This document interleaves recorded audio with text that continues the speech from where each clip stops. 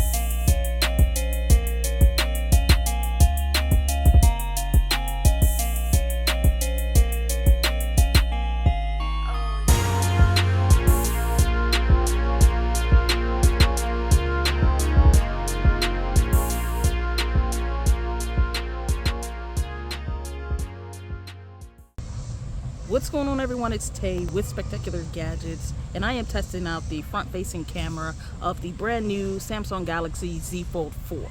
So this is the portrait video mode that I'm using right now, and I'm using the mics directly from the device. So let me know how it looks and let me know how it sounds. What's going on, everyone?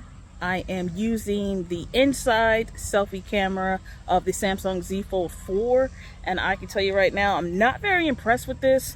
It's probably just as bad as the one on the Z Fold 3, so they could have just honestly either didn't put one in here or just did a regular hole punch in the screen at this point, because this camera is not very good.